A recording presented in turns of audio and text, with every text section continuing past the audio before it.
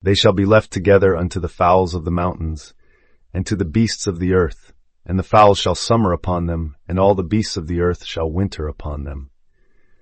In that time shall the present be brought unto the Lord of hosts of a people scattered and peeled, and from a people terrible from their beginning hitherto, a nation meted out and trodden under foot, whose land the rivers have spoiled, to the place of the name of the Lord of hosts. The Mount Zion, 6:7. Behold in these words of Isaiah the very pattern of your own inner travail and deliverance. First, you are left unto the fowls of the mountains and to the beasts of the earth. What are these birds and beasts but the unwelcome thoughts and critics that descend upon your emptied self when you dare to strip away all false assurance? In that nakedness you feel summered upon by doubt, wintered by despair, and rightly so, for you must be emptied of all before the true you can appear. Yet notice, in that time shall the present be brought unto the Lord of hosts. That present is you scattered, peeled, meted out, every fragment of your consciousness flung to the four winds of opinion. See how your own words have done this. Each careless thought a fragment cast aside. But now the moment has come to gather every piece and lay it at the foot of Zion, your I am, where the rivers of experience spoiled your confidence. What, then, is Zion but that summit in your consciousness where the Spirit, the remembrancer, dwells? There you offer the stripped, trembling self as a living sacrifice. You do not puzzle over how the scattered shards will reunite.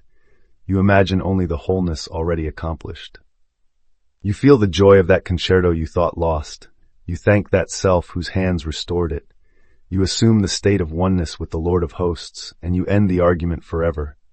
Thus the prophecy is fulfilled. The birds depart, the beasts fall silent. What was once trodden underfoot is lifted up. The land once spoiled by doubt becomes the fertile soil of your rebirth.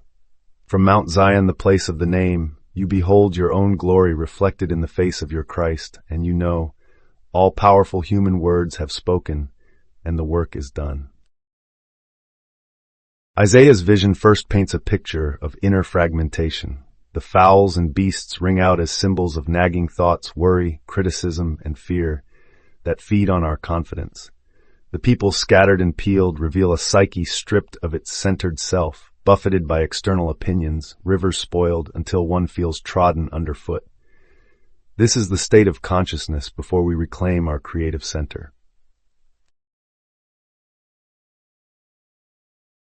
Behind every scriptural drama lies the one law. Imagination creates reality.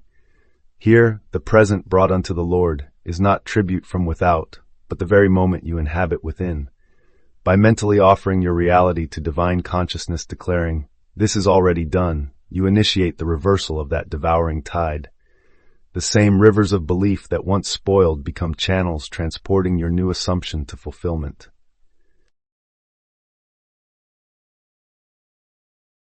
Begin by recognizing that this verse unveils your sovereign power to bring imagery into being through the spoken word. As the all-powerful human word, you have the choice to remain united, halting doubt's ravenous feast, and intentionally steering your mind toward the state already fulfilled. In that space, every part of you once trodden underfoot rises to stand as a priest, presenting its own reality on the altar of awareness.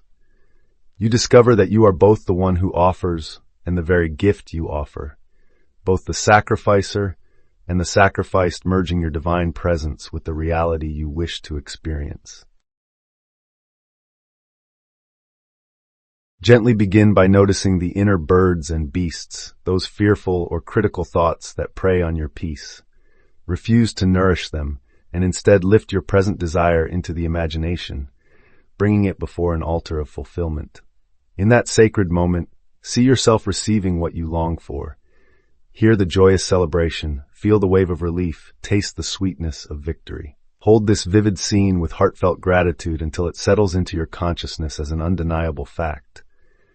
Once your imaginal act is complete, release any concern for the how and rest in quiet faith that the divine mechanism is already realigning your outer conditions. In this way, by observing distraction, choosing the end, impressing it with feeling, then letting go, You dissolve fragmentation into oneness, and what once trod you underfoot becomes the very altar upon which your new reality stands.